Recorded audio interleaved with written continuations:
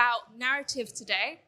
And I'm a junior programmer, and that's not narrative, but we're going to talk about how narrative relates to different roles and how you can learn more about it. So let's introduce everyone else. Well, should we go this way? Talk about yourself. Hello, my name is Harun. I'm the embedded environment art tester for Cloud Imperium Games. They're the studio behind Star Citizen and Squadron 42. So yeah, I'm probably the furthest from like narrative on this panel. So I'm going to be talking about it from like a QA perspective. Hi, my name is Alice. My pronouns are she/they. I'm currently a senior game designer at NetSpeak Games, and previously I've been a narrative designer, a writer. The longest title I've worked on as a narrative designer is a game called Love and Pies. So yeah, that's me. Hello everyone, I'm Stuart De Ville. I'm a million things. I'm a podcast host for Game Dev London. I'm also co-founder for Game Dev London. I also run my own studio. And up until recently, I was a games design lecturer.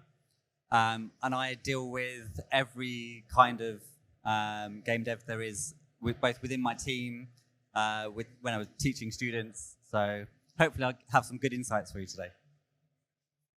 Hello, I'm Becky, she, her, and I'm also not really to do with narrative. I'm a producer at a little studio called Fat Familiar, which I founded with some friends. And I also do a couple other production things here and there. But yeah, that's me. Cool. So let's just start off with a bit of an icebreaker. How about we chat about our favorite games and why they're our favorite in relation to narrative, so we stay relevant. So tell me about your favorite games, guys.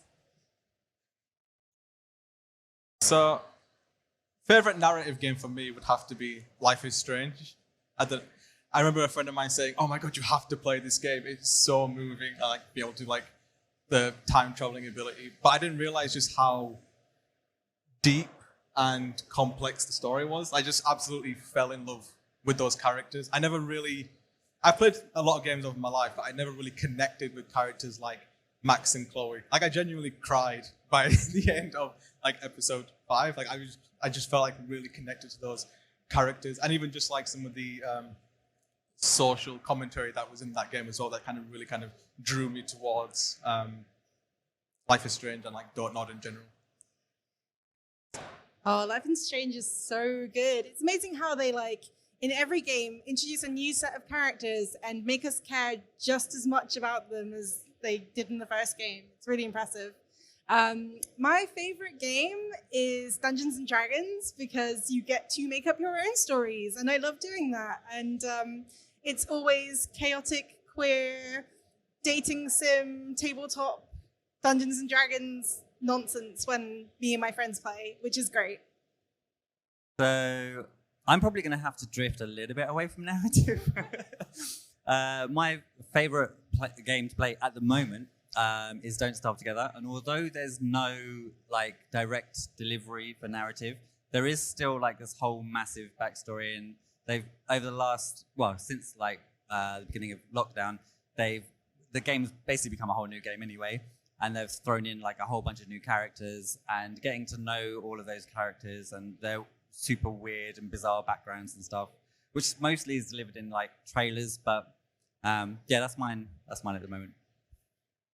Right, well, I was stumped for a second because a lot of my top favorite games don't really have a particularly intriguing narrative. Just punch, kick, shoot.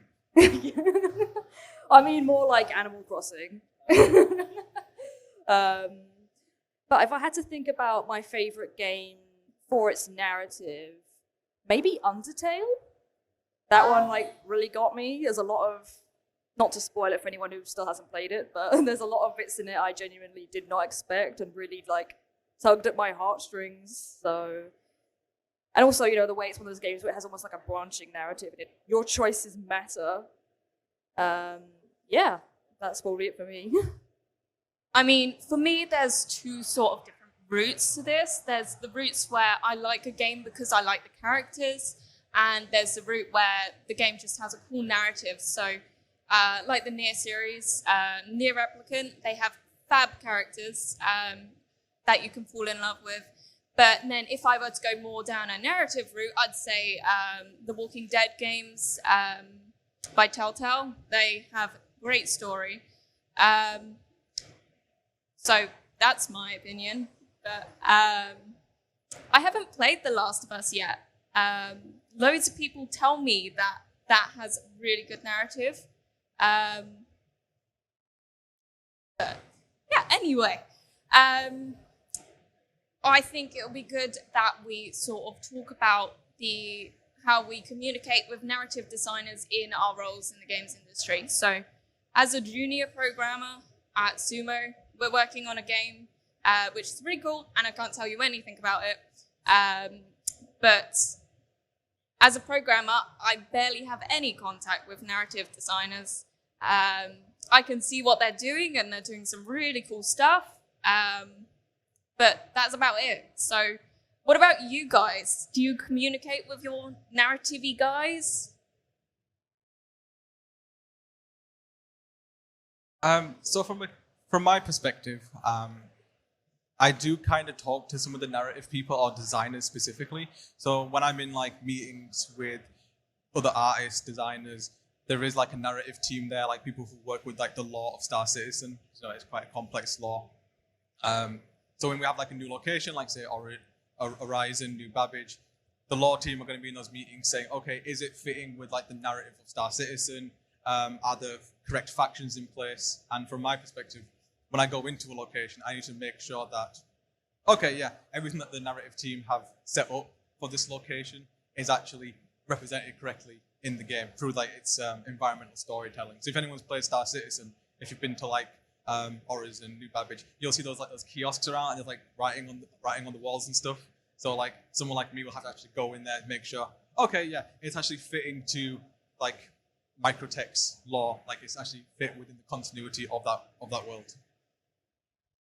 So as a narrative-y guy, I think like for me, I love it when programmers and QA and other disciplines are supporting the work that I do, particularly like when we have tools that are made for us by programmers, because I would be lost without it.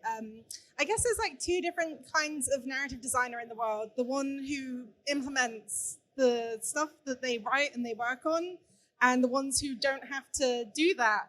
Unfortunately for me, I've always been the kind that has to implement the stuff that I work on, which means that tools and programmers are very important to me, and QA is also very important to me to help fix my mistakes. So I think that, like, safe to say, the games I've worked on would probably not exist if it wasn't for people specifically helping me fix my mistakes in programming and QA team.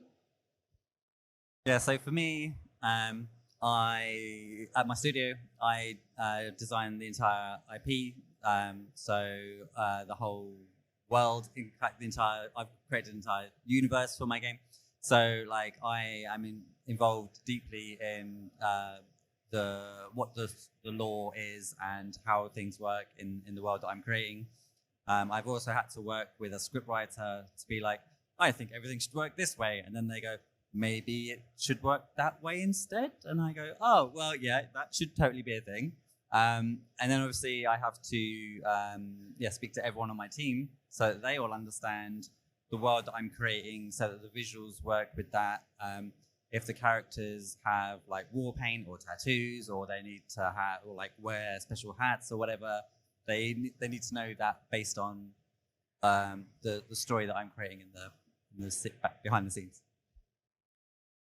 So as producer, especially because I tend to work on small teams where I'm the only producer, so I speak to everyone pretty much. But also being on small teams means I don't think I've ever really been on a team with a dedicated like narrative designer. But obviously narrative still gets done. It just maybe not quite as, we can't focus as much time on it as we would otherwise. So I've still, had to work with that side of things and like help make sure that it's done, it's good, everyone likes it, everyone understands what's going on, everyone has the same idea of the narrative, because if half the team thinks it's one thing and half the team thinks it's the other thing, that can go pretty bad pretty quickly. So that's how I work with narrative. It's just as part of working with everyone. So I guess, as you sort of mentioned, Becky, there's different sort of types of narrative that can be in games. There's solely narrative, so like a story, or there's like more smaller narrative, so world building and stuff like that. So in Star Citizen, tell us about some environments you've had to change because maybe it didn't fit right with the narrative, or any problems you faced in that regard. So if anyone has played Star Citizen, we do have these events called IAE and Fleet Week, and there is a little bit of like a narrative element to it as well. So I have seen some issues that I can't obviously say about, where there was like a manufacturer which kind of conflicted with like the law or context to the event that was going on. So it was like having to point out to them, okay, these lots shouldn't be here at this event because of X, Y, and Z reasons. And then, giving that information to the rest of the QA team as well, because as my role as an embedded tester, like QA will come to me to ask about like, oh, hey, can you give me a bit more information about New Babbage, Lawville or whatever, I would give them as much context and information that they need to make sure that when they're bugging stuff, it's within the context of that world. So it's like, okay, yeah, this is what Lawville's like. This is how it should look. There's also been times where, from an art perspective with the narrative, is that how an environment looks, obviously for this environmental storytelling. So the designers and the narrative team, they'll write up like a design document and I'll explain like, okay, New Babbage should kind of look like this. It has this kind of feeling, and then relate that to kind of like real world examples. So hopefully everyone's got the same idea, the same context as to how that world should look. And if anything kind of deviates away from that, I can be the person to go and break a poor artist or designer's heart and say, hey, this isn't right.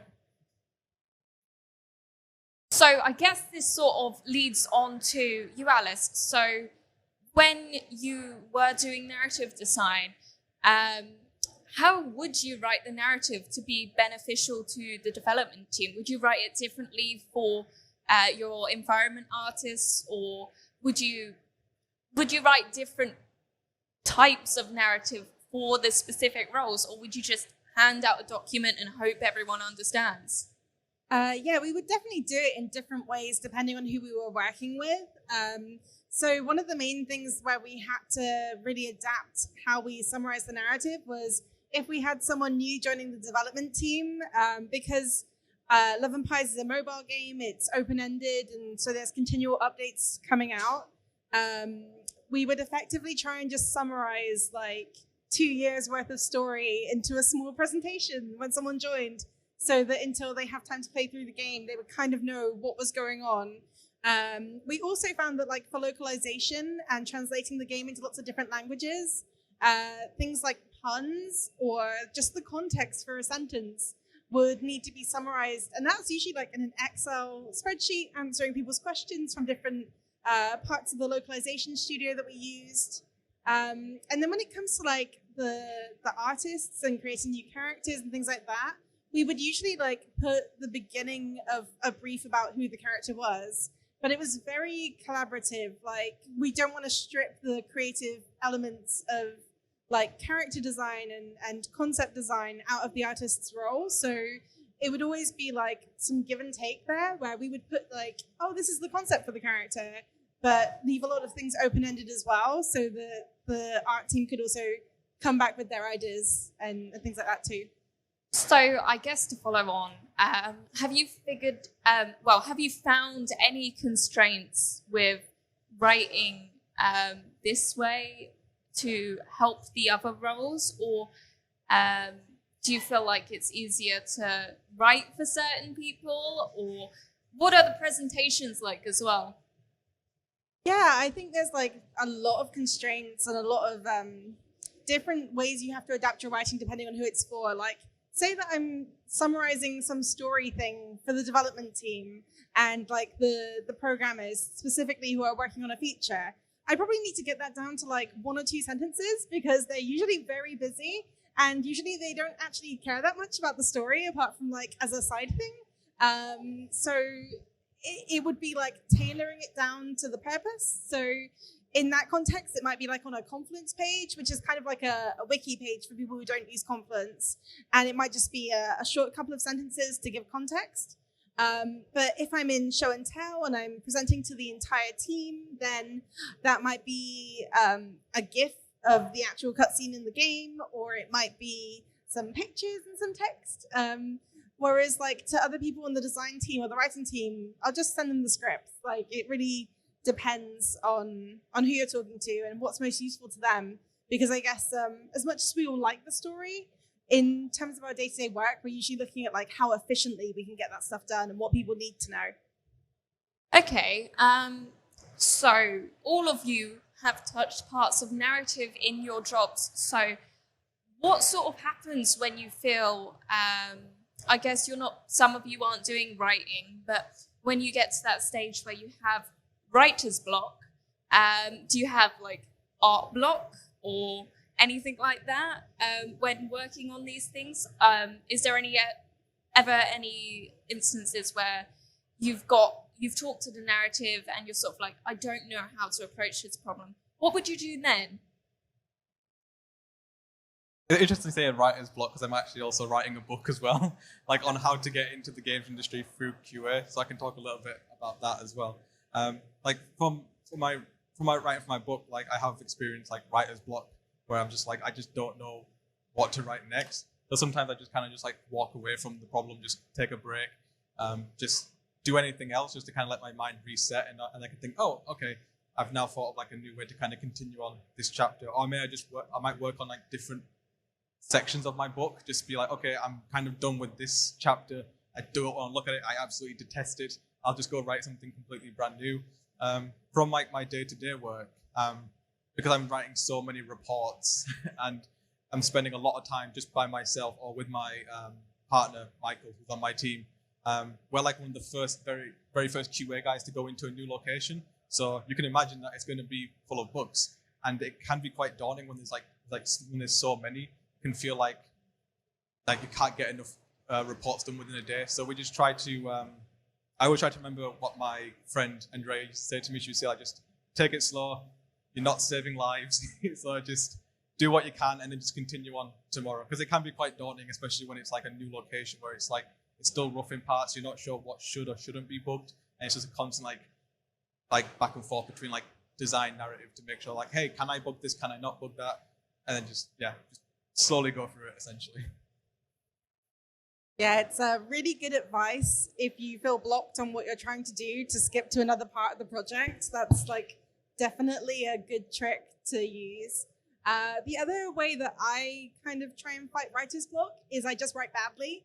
Usually the block is like, I don't know how to write this good, so I write it bad instead, and then go back to it and rewrite it in drafts, because at least then something is there and it helps me move on to the next part and usually find something that I find a bit easier to write. It's also way easier rewriting bad writing for me than it is to do something from scratch. Like the worst thing for me is a blank page because it's very intimidating, but once there's some crappy writing on there, I can just go through and make it good instead, and that sort of works for me. Yeah, for me, I have the reverse problem. I tend to, like, my brain is just going, oh, we could do this. Oh, we could do that. Oh, we should do this too. And one of the major problems that I actually had with the game I'm developing is I don't quite know how to explain it, but basically I wanted to put in Victorian style trains and have abandoned Victorian style train carriages. And then I went and spoke to my scriptwriter because we've made all of these agreements and we've got this massive document for the timeline of when things are happening to different characters and when things are happening on the planet and stuff. And I was like, can I put trains in here? And she was like, well, actually, kind of yes and kind of no, because of the we have like all of the culture and stuff gets destroyed, and so they wouldn't have had trains yet for them to be like abandoned Victorian style. So I guess there's history knowledge that you need there as well. Yeah, so I was like, okay, so what do I need to do to get them in? And they were like, well, we have magic, right? And I was like, that works. Magic trains. Awesome. Well, the ability to bring in trains earlier because magic. Nice. Okay. Do you have anything on this writer's block stuff? Well, I definitely relate to the art block side of things because aside from, well, my main thing is being a producer, but I also like to make art as well, and maybe not so much like professionally, but more like hobbyist. I definitely used to do it more often when I had more time. You get like producer's block. I don't know, actually. I mean, I guess it's weird because a producer's job is to unblock things. So if the producer gets blocked, that's pretty bad. Yeah, that wouldn't be good. But I definitely have it where I sort of reach a point where I'm like, well, I don't know the solution to something and I don't know the next step forward. And you really have to like take a step back and take time to think through it. And also, I think a lot of the thing that causes these blocks is, I think like we've said, was sometimes if you just got to not be afraid to do something badly, because sometimes it's the fear of doing it badly that is the thing blocking you. And then if you think, oh, I'll just do it badly, it's like, it turns out actually not that bad. So yeah.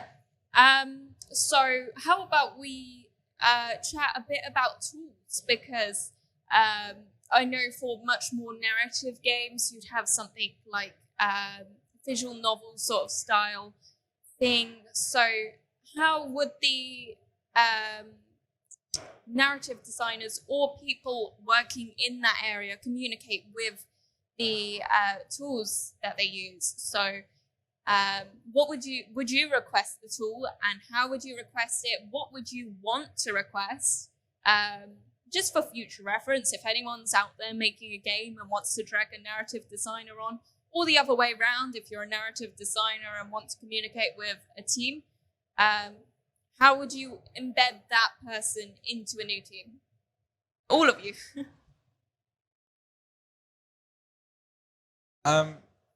For tools, if you're interested in getting into like sort of narrative design stuff, I remember speaking to someone called Stephen. I'm going to try to say his name right. Stephen Ice.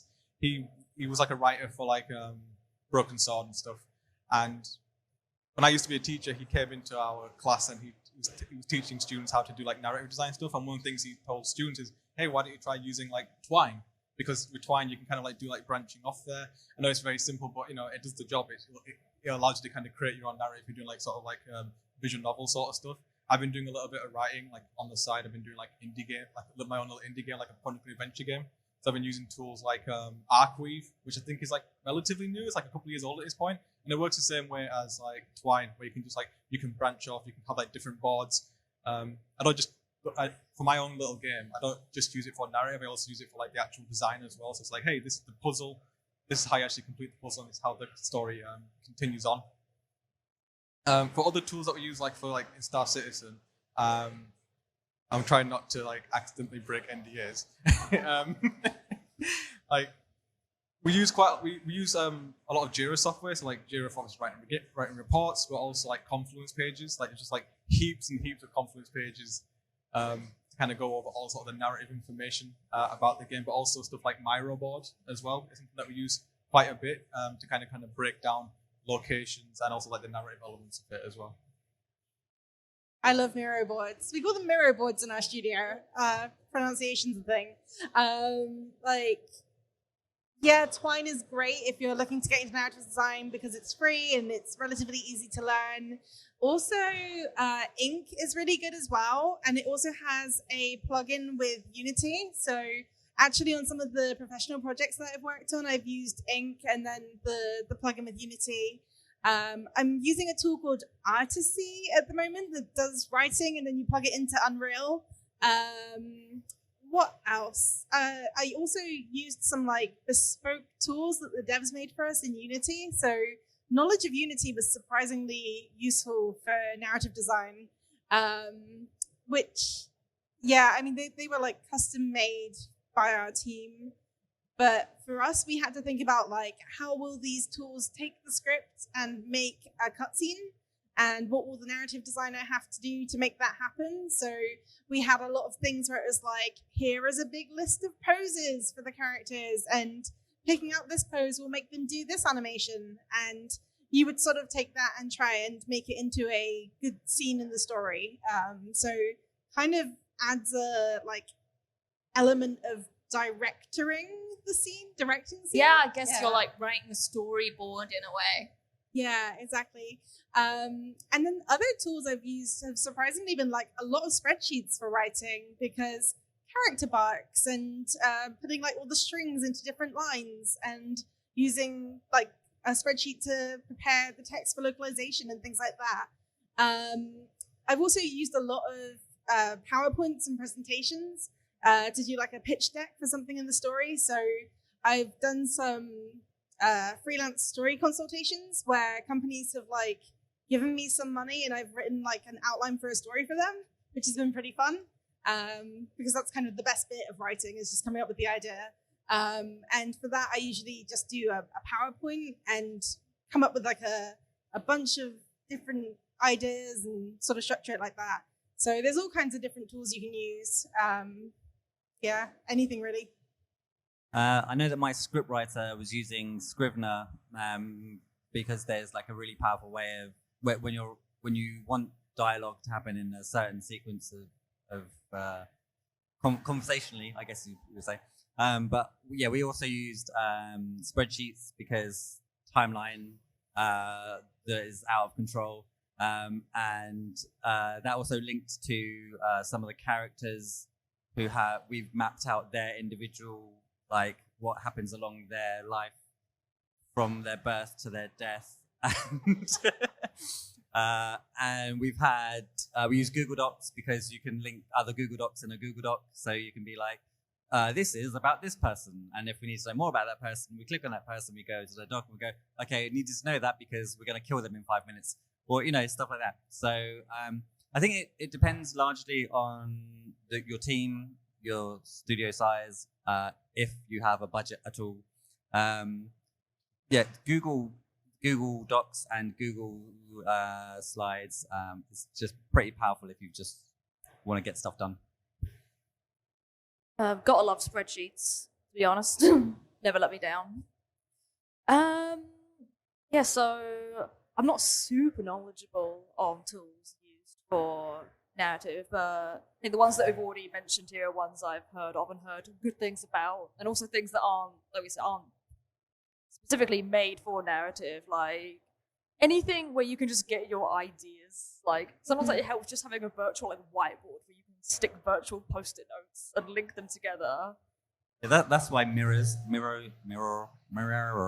however you say it. Yeah, Miro. That's why that's so powerful, because it is a digital whiteboard, but it's also like I've not yet reached the outer edge limits. Like you can be like, this is all going on here. Let's stick some stuff here.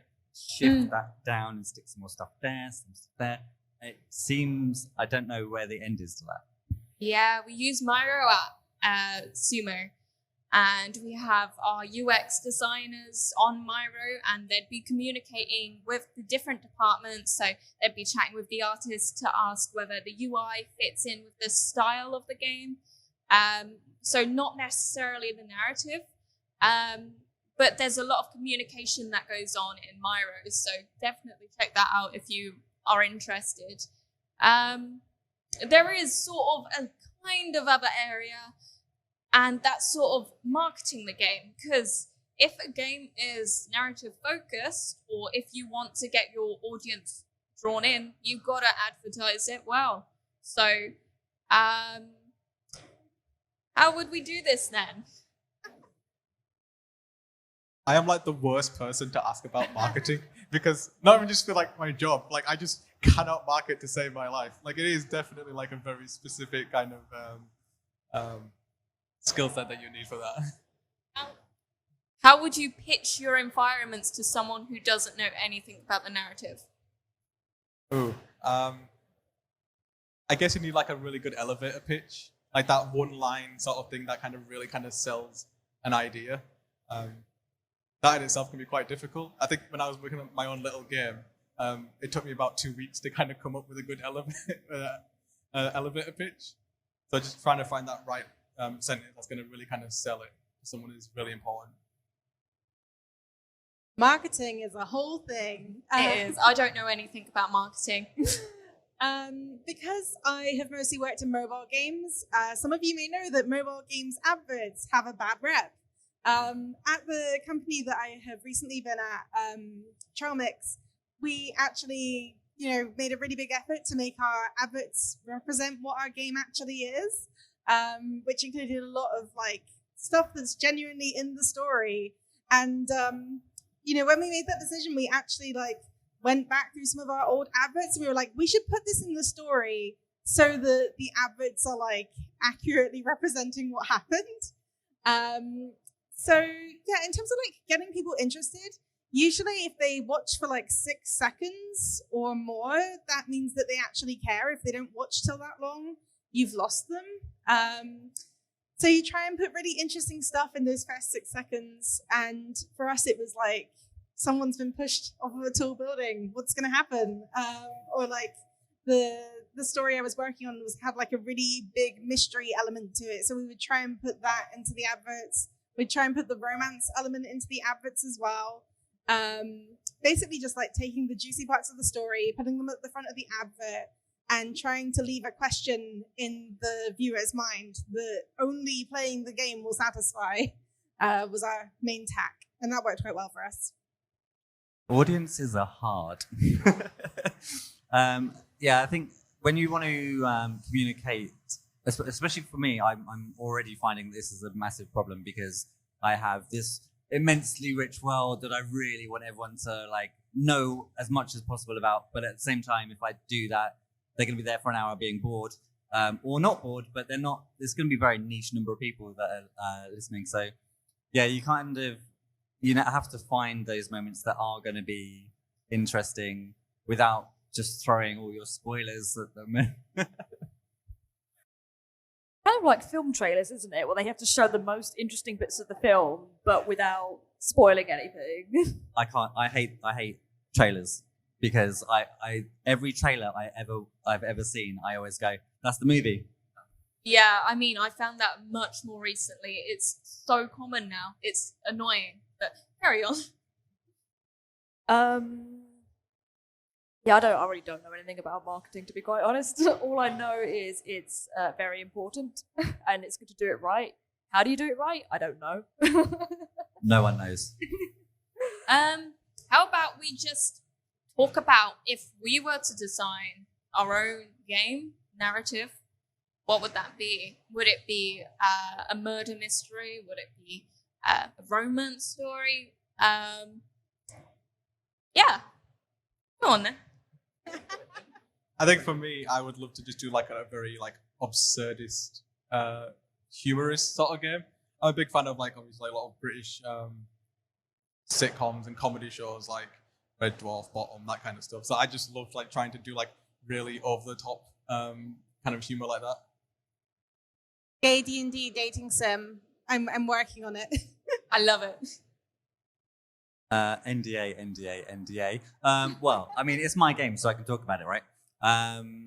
Basically, if I were to make a game that I might or might not be actually making, it's heavy on the fantasy, essentially. We love that. Yeah, fantasy world, anthropomorphic beings on a planet in a different universe with magic. Me, I'm not too sure exactly what genre I would do, but I know how to explain. I want to make a game with a narrative that makes the player feel the same way I felt when I play games like Undertale, Night in the Woods. Something quite easy then. Yeah. So yeah, I'm not exactly sure like what genre it would be, but it's more I want to make something that's like that feels like that like I don't know, that people go like oof that hurt. A game that causes feels. Yeah. Okay. Awesome.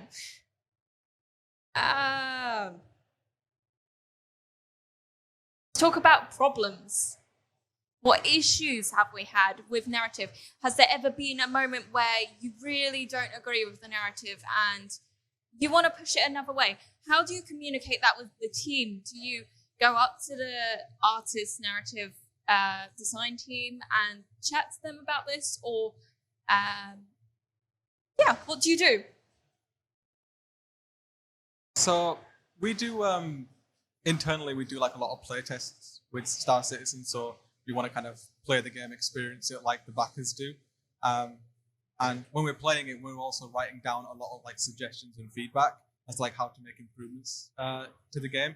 So for me, I take a lot of that feedback from the developers and try to collate it in a concise task or like a JIRA to be able to explain to the developers like, hey, maybe this mission or feature could be better if you incorporated these. Like you have to really kind of make an argument to make those kind of improvements. You have to say this is what the quote unquote problem is, and here's how you can improve it and why it would be beneficial for those people. And you just throw it into that JIRA bucket and just pray to God that someone will eventually look at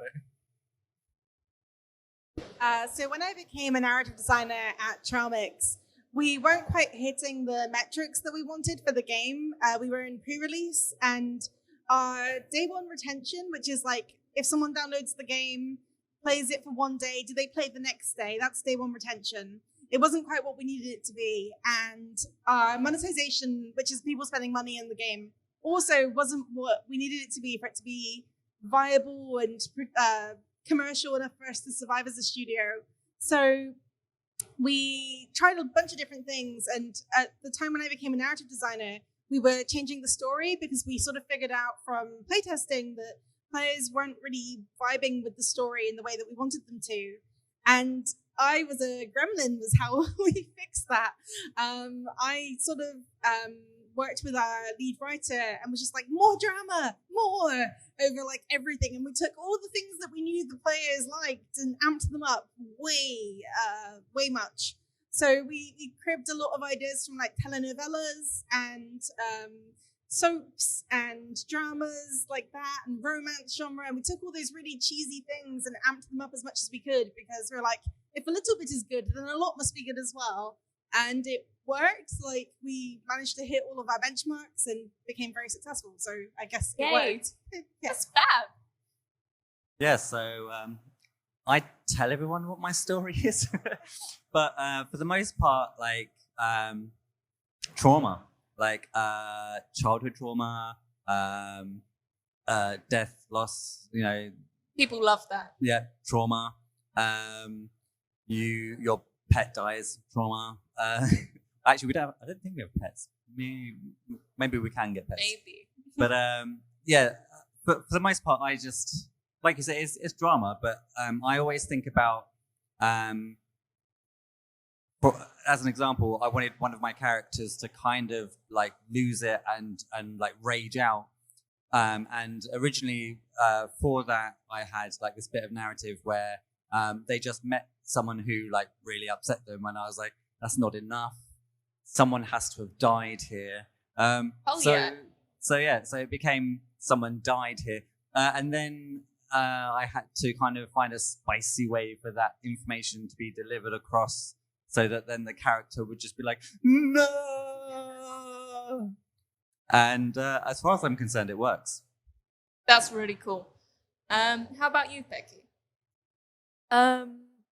So what's the question about how we give? I've forgotten as well.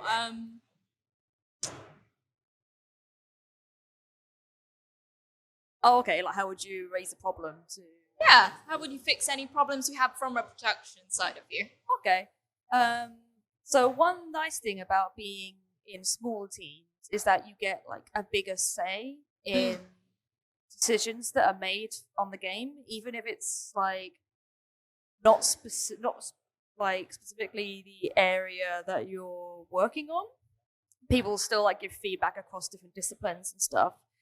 So I have been in a position before where I've like looked at like the Miro board, Miro, whatever it was, the whiteboard software, and looked over at the narrative and like had like a couple of suggestions. And it's like I'm aware that it's like I don't have the final say. Obviously, I can make a suggestion, but I'm not an expert on narrative. So, but yeah, I'll just say why and like try and back it up with, I think it'd be better if we did this because it would make more sense if we did that. And yeah, that has actually gone through a couple of times. So it's like, yeah, I helped. So yeah, I've got a small team, and I will always pitch whatever my story is to my team and be like, is this crazy enough? Have I killed enough people? Is there enough bloodshed? Do I need to resurrect someone? Because we can do that. So I guess from this we can talk about how it's not just the narrative designers which make narrative decisions. Everyone can, in a way, take part, suggest things. And I believe from what I've heard from the narrative designers on my teams that I've been in, they love that sort of stuff. They love multiple people's opinions because they want it to be unique. And that's the only way they can make it unique if it's not just from them. So what do you think about that, Alice? Do you like other people's opinions? Yeah, definitely. We had like a super team at my old studio who were the sort of people that we always ran big story changes past to see whether they were good enough. And this was kind of like regardless of job role, it was just to do with like people at the studio who would also be players of the game and fit that kind of profile. So it was one of our artists, the user acquisitions lead, and our CEO, who were kind of like this squad of people who represented our player base really well and also just like really loved the drama. And one of our metrics was like, you know, if this makes Eugen, our UA lead, squeal and like giggle really excitedly, then it's exciting enough. But if not, it needs something. So yeah, we really value feedback from the team and feedback from players as well, regardless of role. Yeah, when I'm recruiting, the first thing I do is bore them to death with the story. And if they're not sitting there going, oh my God, so like, then what happened to them? And well, what if we added this person and like that became a thing? If they're not doing that, then I'm kind of thinking, you're probably not going to be joining my team. So it is really important for me that I bring on people that like what it is that I'm trying to create, but also that will have their own opinions and ideas and are excited to like help me develop it. Because if I just create my thing that's in my head, then it's going to be entertaining to me, and I need it to be entertaining to everyone. Definitely. Do you want to talk about this? I mean, the great thing about Cloud is that you can really talk to a lot of people within different disciplinaries. So there isn't this kind of wall between QA, design, art, or like the narrative team. Like they're really kind of open to kind of have like a great working relationship with everyone. I'm quite fortunate with being like embedded where like I'm like directly talking to people who are in like sort of like art roles, design roles, you know, from different seniorities. So a lot of times they will kind of come to me and ask about like, hey, what's your opinion about this or that? And even when they're doing like wider kind of like testing for like events that are going on within the game, and QA doing their kind of sweeps and testing, you know, they'll ask for their feedback. They'll say, hey, does this make sense? What kind of feedback would you give to us to make it to improve it? And they do take that feedback on board, which is really great because you do hear stories from like in QA where like you're just there, like you don't get to talk to other people. And that's one thing I really like about Cloud is the fact that it does feel like a very collaborative process. So I think that's just about the time we have. But does anyone have any questions? Where's our question gone? Yes, I'm here to filter the Q&A. I'm sure people are champing at the bit with questions. I have a couple myself, but I'm not going to be selfish. I'm going to let you ask the questions. So yes, hands up if you have a question. I saw you straight away.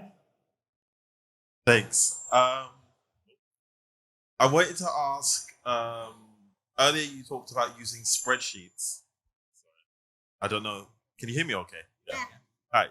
Earlier, you talked about using spreadsheets to help with like the characters' arts and designs and such. Can you speak a little bit more about like the layout, how you use them, what kind of categories? So it kind of depends on what I'm trying to tackle exactly, but one of the main things that I have done in spreadsheets that have been like good for portfolio work and things like that have been character barks, which are little one-liners that characters say. So it might be like, if someone shoots you and you go down, then you're like, I don't want to die now. That's like a character bark.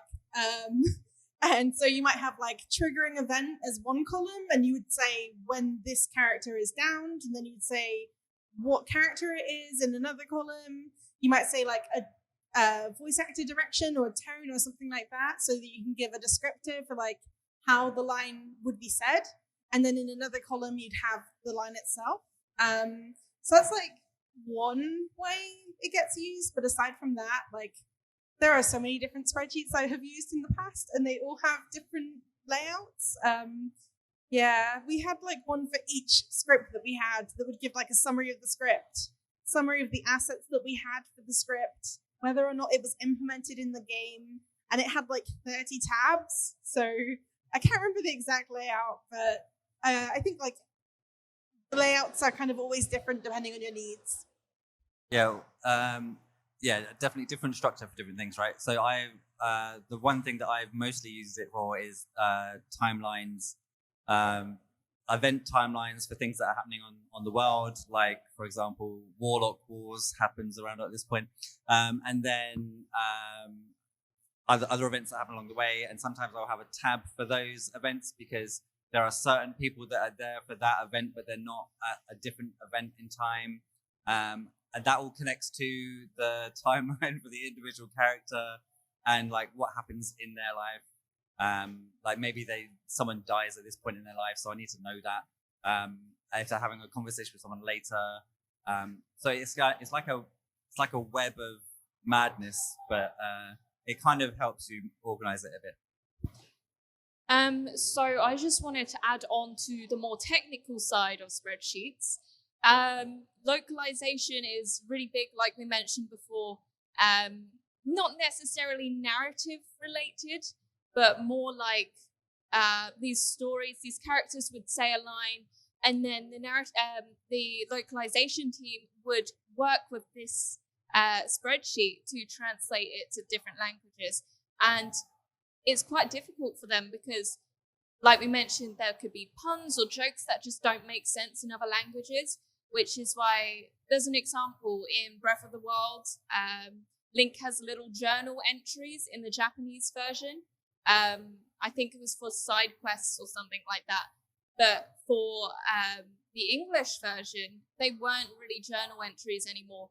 So the localization team wrote out on these spreadsheets different entries, which made a bit more sense in English. So that's another side of it. Okay, cool. I'm going to move on to the next person. Unless somebody had something to say? No? All right, we're moving on. Thank you. So yeah, apologies if I missed it because I got here like 15 minutes late. But I don't know if you did you cover like character progression or like character designs in the first 15 minutes? Sorry, was the question like, how do we go about Have we character it? designs, or have we covered it? Am I not loud enough? Sorry.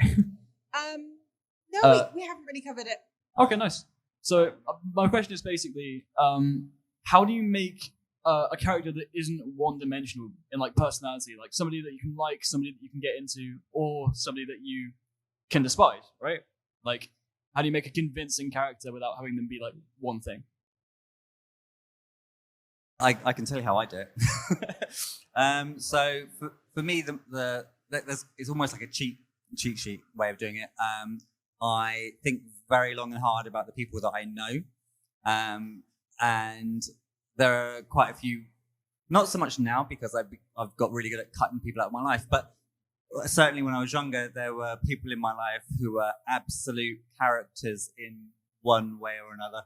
And just thinking about if they were in this situation, what would they say? What would they do? What are the ridiculous thoughts that they would have? And then how would that interact with another person? And in quite a few cases, like as an example, I used to have a couple of people that I hung out with, and we were in a bar together, and they were having the most ridiculous fight I've ever heard in my entire life. And I was like, that's perfect inspiration, actually. To add on to that, I think one of the things that Stuart mentioned earlier, with like writing out the character's entire life, that's something that our lead writer did a lot for Love and Pies, and we would have like these really extensive biographies about the character, and we'd know like their sandwich preference and like all these like obscure little bits of information. And it's kind of like an iceberg where the tip of it is what you see in the game as a player, and then slowly the water level goes away, which is bad. But you sort of see more. But there's always like these hidden depths as well. And there's actually lots of cool templates out there in the world for writers that will be useful. It will ask like a bunch of questions about what does your character do in this situation, and those kinds of exercises can be really useful. Just to build up your character and get more of an idea of who they are and the questions you've not asked yourself yet. So if you search like character building templates, there should be a bunch of things like that out there. There's also loads of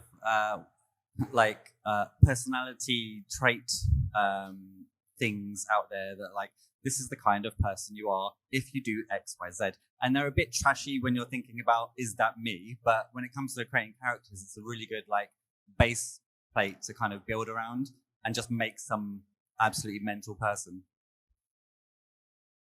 All right, cool. I'm going to head over this way because I saw some people nodding at me earlier. Hi. It's a quick question about templates and ideas. How do you balance all the ideas you have so the story doesn't get like too complicated and too big in a game? Because a game can get very extended and very complicated. How do you balance?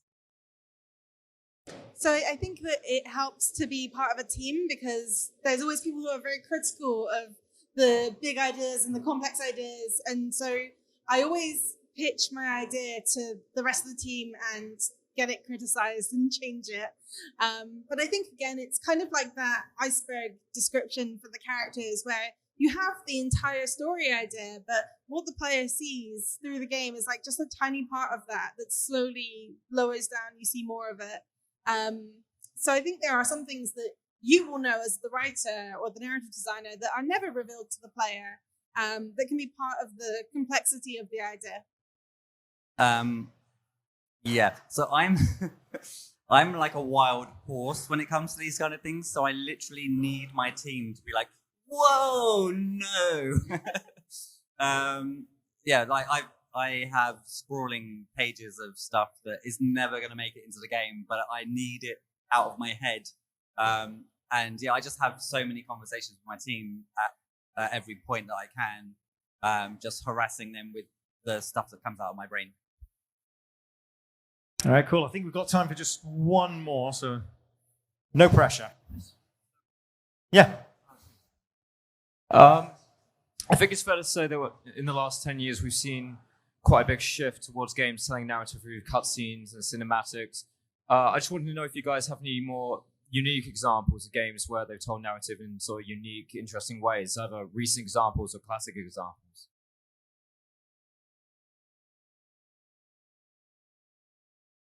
That's a tough question. I haven't played that many games lately. I've been busy. I think there's like some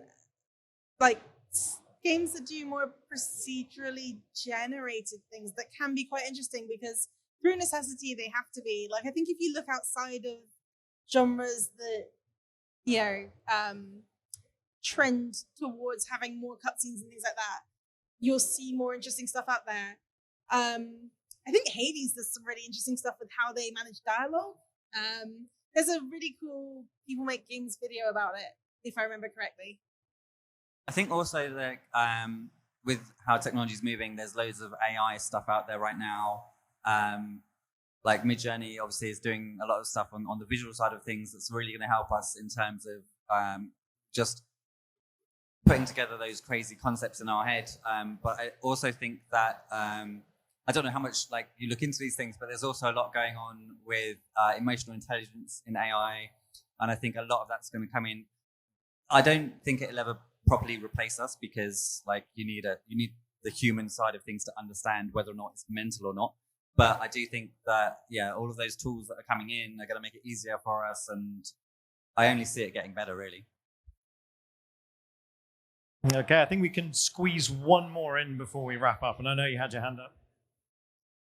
So I'm not sure if this has already been addressed because I also unfortunately came late, but what would be your kind of number one like piece of advice for people kind of trying to enter the industry and like start in narrative design and narrative work? That's a really tough question because it is really hard to break into. I would be happy to talk to you afterwards if you want to talk about it some more. But my main pieces of advice are write anything, like just get something in a portfolio because choice paralysis will hold you back. And you'll wait for the perfect thing to put in your portfolio and it won't magically happen. So that comes from experience of not having done it myself. And aside from that, I think internships and lower level things are like very good little entry points. Freelance writing gigs, if you can get any, are really good. The studio roles are really hard to get, so that is very competitive. It always helps to have any kind of writing credit on your CV. Making your own game can be good for that. Yeah, I was going to say exactly the same thing. Getting involved in game jams, doing stuff with your friends. Because I started out thinking that I wanted to go work in AAA, and then I started working on my portfolio, and then I started making games, and then I was like, I don't need a AAA studio. I'm just going to do it myself. For the most part, that I know there's this whole thing against like hustle culture and stuff, and it doesn't have to be that hardcore, but there's a lot that you can do by yourself. And if your goal is ultimately to get into a studio somewhere, look at the indie space for somewhere to start, because the indie space is only continuing to explode. And as much as there are lots of studios that die, there's also one born every 5 minutes. So there are opportunities out there, basically. You just have to keep trucking until you find the one that stays alive. So from a really generalized point of view, I wanted to really push game jams just because as a programmer, you can just join a game jam, do some programming, and that's another piece for your portfolio. You can do exactly the same for every other role. Join a game jam, do art, do narrative, do whatever you want to do, and that's a piece for your portfolio. So I'd really push on game jams and making your portfolio just about what you want to do. So if that's narrative, make a whole portfolio that's like a story mode that you have to go through. Like make a book and then make that your portfolio. Something really creative if it's a creative role. I think the other thing is that networking and making friends in the industry is quite important. I mean, that is why I wear the Game Dev London t-shirt. That is why it exists. So I will just obviously plug that now that I've said it right. You can go to gamedev.london. Half of us here are from Game Dev London. We put on events for indie developers mostly, but anyone who's trying to make their career in the industry. We tend to do about 3 different game jams each year. We've actually got our own games expo coming up towards the end of this year. That's like really super indie friendly. We have a Discord, we have a podcast. We're doing everything we can to like support indies. Just to add as well, kind of adding to what Amy said, it's like I think the most important thing is just to get involved with the community. Like game jams are great. Just make games. You can put them on itch.io. It doesn't matter if they look great. If you're a designer, it doesn't matter if you've got like little squares or cubes. That doesn't matter as long as the gameplay mechanics are great. That's what people are going to care about. So getting involved within the communities. If you wanted to get into QA, for instance, like if you're trying to go AAA, it's like, oh, you need like 1 year's worth of experience, but you got to find other ways to get that experience. So with like Star Citizen, like League of Legends, you can put in like community bugs. If you can show examples of like really well written bug reports, that can be like, oh, you know how to actually write a decent report that's not crap. Because I've seen some really bad ones that the community have made. No offense to them, but they're not really that helpful. But mentorships as well are really important. So Limit Break, if you're in like underrepresented community like BIPOC, LGBT plus, they are really great ways of to get mentorship for people who are actually working in the industry, into games as well. I think they've got like a booth down there somewhere. They have a lot of mentorships. IGDA, which I always forget the acronym, but they have mentorships and stuff as well. So there are loads of people in the industry that will be willing to help you if you just ask. Like I've had like a few people ask me for help on their CVs and stuff, and even though I'm like super busy, I'm like, yeah, sure, no problem, because I'm happy to help anyone that wants to get in the industry. Cool. Sadly, that's all the time we have for this panel, but incredibly intelligent and enlightening. Please show your love and appreciation for the Writing in Games panel.